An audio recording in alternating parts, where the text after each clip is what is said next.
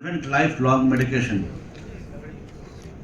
Please introduce Dr. SK Gupta. SK Gupta, Associate Professor at GS Medical College and already Professor IFA headquarters. He is author. Sorry.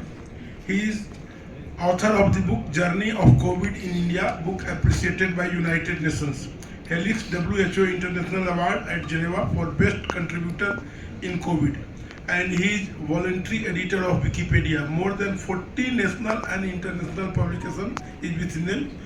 Robust YouTuber with 1200 videos and 1.35 crore viewers and more than 62,500 subscribers. That is Thank you, chairpersons. Thank you so much, and thank you, the organizing committee Apicon 2025, for inviting me to talk on pre-diabetes.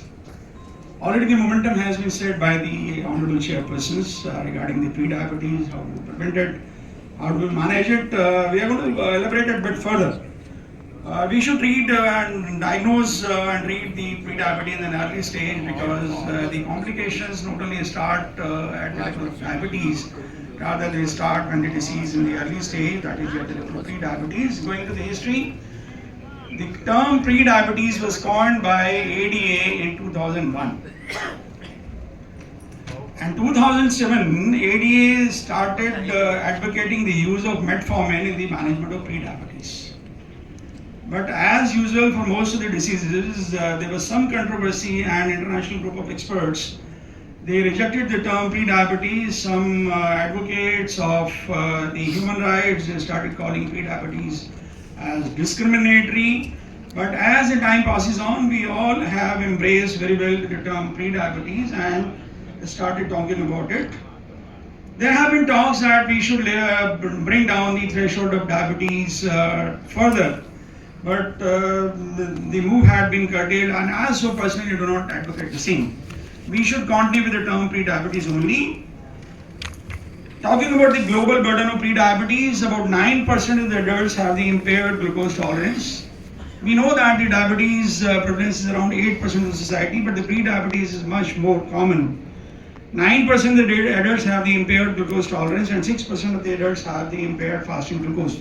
So the incidence and the prevalence of pre-diabetes is much more common than the diabetes itself, and it is conveying the fact that the diabetes, the prevalence is going to explode in times to come, and we are going to have much more diabetics, especially in the Asia, especially the China and India.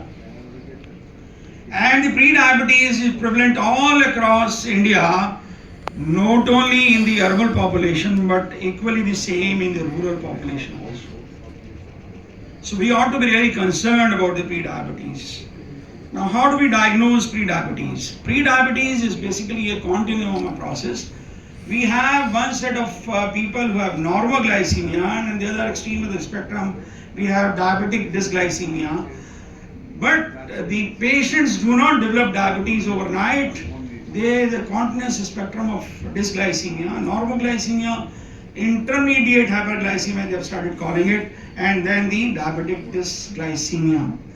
When the patients do not meet the criteria of normoglycemia, nor do they meet the criteria of diabetes, those patients we label them as pre-diabetes or the intermittent or the intermediate hyperglycemia, and these patients actually have the abnormal carbohydrate metabolism, which leads to the elevated glucose levels intermediately between the normoglycemia and the diabetes.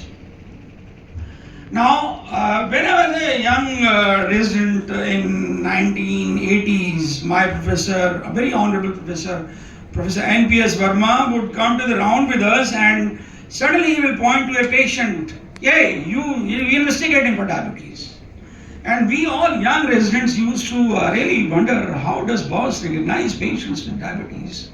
And some of us started calling him at the back that he sniffed the patient, and we started calling him a sniff test. वो सूंघ करके बता देते हैं कि diabetes किसको हो सकती है.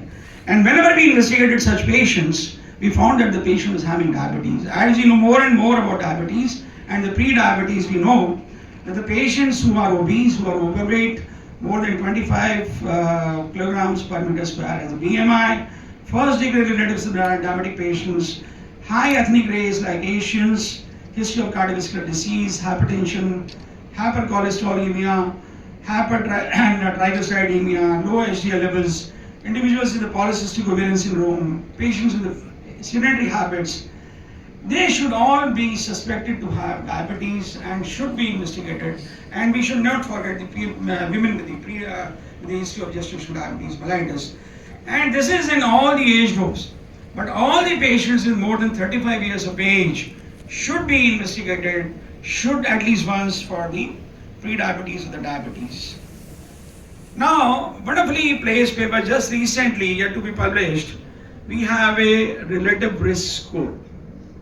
Wonderfully well.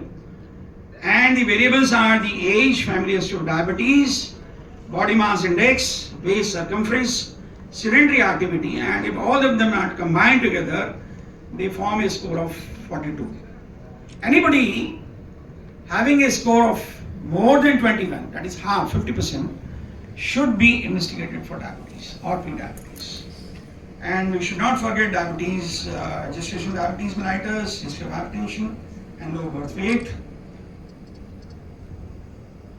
And how do we start? Once we have stratified the risk and we want to go for diagnosis of diabetes or pre-diabetes, the initial testing is by a point of care test by the glucometer, and if the reading is more than 140 and less than 199, then a further confirmatory testing by a oral glucose tolerance test by using 75 grams of glucose should be used, and in case the fasting plasma glucose is between 110 and 125 as per the WHO criteria. ADA of course says that it is 100 and 125, and the impaired fasting glucose, this is called the impaired fasting glucose. In case the patient has postprandial glucose, 2 hours postprandial glucose more than 140 and less than 199, then it is impaired glucose tolerance. So these patients who have impaired fasting glucose or the impaired glucose tolerance should be taken for the HbA1 testing. But all this diagram leads to multiple testing. To avoid that, IDF has come out with a single point test, that is 1 hour post glucose challenge test. And if single value is more than 155, they label it as intermediate hyperglycemia. Why they have come out with it, and what is the significance? The significance is that it has a better reproducibility than 2 hour postprandial plasma glucose, and it has a stronger predictive value for the incidence of developing type 2 diabetes. Now, why are we dividing these patients into different cohorts? One cohort with a impaired fasting glucose, another cohort with a impaired glucose tolerance, and third cohort with a high HbA1c level. All these cohorts, they behave differently and they have a different pathophysiological mechanism. And if you see that all of them, they do not develop diabetes, but the common area in various curves is this, and this is the cohort of the patients who are likely to develop diabetes much more, and they are likely to behave in a different manner to the various therapies. Fasting plasma glucose basically reflects the hepatic insulin resistance. Fasting plasma glucose basically reflects the hepatic insulin resistance, while the impaired glucose tolerance reflects the peripheral insulin resistance with the impaired beta cell function and the impaired incretin effect. HbA1c, of course, reflects the overall picture in the form of average blood glucose over the past 3 months, as you all know. And do all these patients develop diabetes equally well? No. We find that when all 3 of them are present in a patient, they are likely to develop diabetes much faster and much quicker. If the 2 parameters are present, the incidence of diabetes is intermediate, and if the 1 parameter is present, then many of these patients will develop diabetes in due course of time. But so the risk is going to vary with the type of patient, so it is important that we classify all our patients into various groups. And this slide shows that these are the patients in many various populations. Indian population somehow has very high numbers of people who have impaired fasting glucose. And I'm going to tell you in a short while from now that the people with the impaired fasting glucose do not respond to the lifestyle modifications as the patients with the impaired glucose tolerance test behave.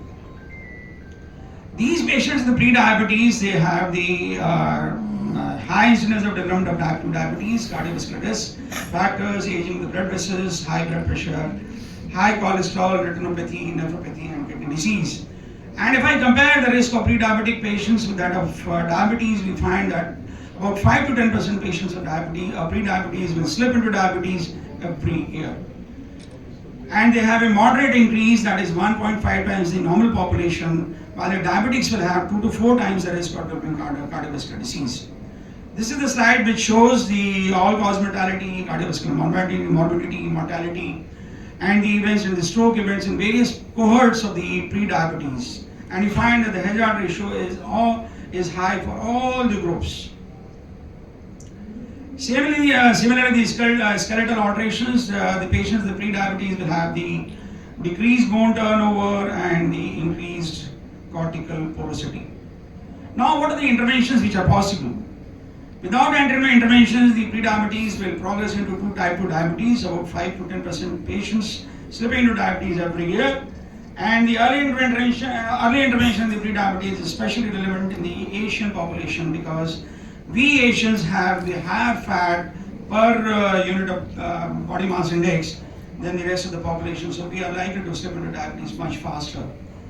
Now, what are the ways forward? Lifestyle intervention is the key to the management of pre-diabetes in most of the patients. I'm going to talk about lifestyle modifications.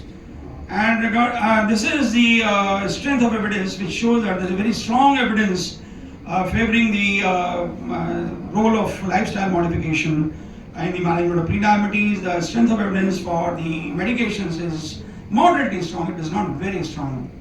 So we were talking about the intermittent fasting to prevent the pre-diabetes, 5:2 fasting diet, alternative fasting, time restricted fasting, as the chairperson said that a fasting of more than 14 hours. We have various fasting regimens. All have been shown in the short-term studies highlighting the beneficial effects of the intermittent fasting on the cardiovascular health, metabolic health, but an ideal intermittent fasting regimen for the management of pre-diabetes is yet to be found out and advocated. Yoga also has been found to be very effective in the management of pre-diabetes, and it has been shown that the yoga was able to reduce the risk of type 2 diabetes development by nearly 40% over a period of 3 years along with the lifestyle modification. Now we have various drugs like orlistat, liraglutide, semaglutide, tirzepatide. They all have been shown to decrease the incidence of type 2 diabetes in patients with pre-diabetes. I'm going to talk a bit about some drugs. This is the SGLT2 inhibitors, and based on the random effects meta-analysis, SGLT2 inhibitors were significantly associated with the lower risk of new onset diabetes, but they still cannot be advocated because we need to go more into the depth. Now we have the once weekly semaglutide, parenteral form 2.4 mg versus the placebo, and it was found that the semaglutide 2.4 mg is an efficacious treatment for the option of weight management and the glycemic benefits in the obesity and the pre-diabetes. Tirzepatide significantly reduced the risk of developing type 2 diabetes compared to the placebo, regardless of the pre-diabetes status. Lifestyle modification.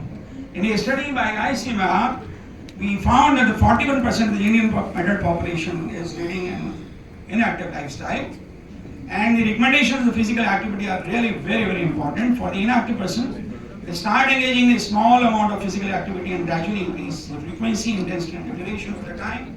30 minutes of the moderate intensity aerobic exercise like walking, brisk walking, biking, and 15 minutes of the work-related activity like gardening, 15 minutes of the muscle strengthening exercise every day or at least twice per week. And weight management, they achieve the weight loss of about 5 to 10% and maintain that loss, and the ADA also recommends that 7 to 10% of the weight loss. If achieved, then we can prevent the progression of pre-diabetes and diabetes. If you are using smartphones, then a step counter or a pedometer in the 4,000 and 10,000 steps per day are going to be sufficient to maintain a good health. Initiation of the pharmacological agents should be done only after the lifestyle modification has failed for 1 year if it has been aggressively practiced.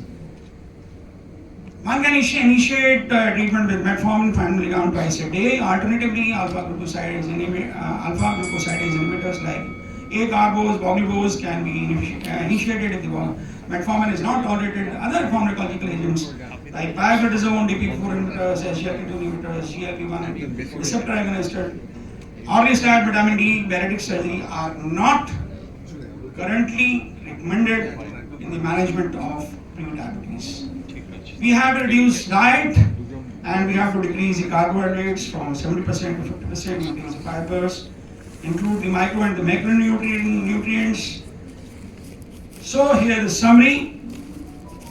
No medication has been approved by US FDA or any other agency for the prevention of diabetes mellitus in the patients with prediabetes.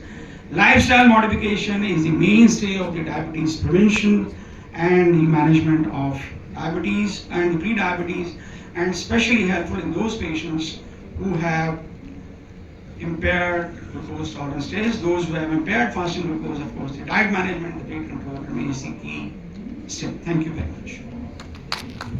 Thank you, Dr. Gupta, for such a nice deliberation on the pre-diabetes. One question allowed. We are running short of time. One question, yes. Short and precise question to discussion. Precise question. Sir, what is your opinion? Can we use the mic, please? Please, mic. Anyone, please, mic.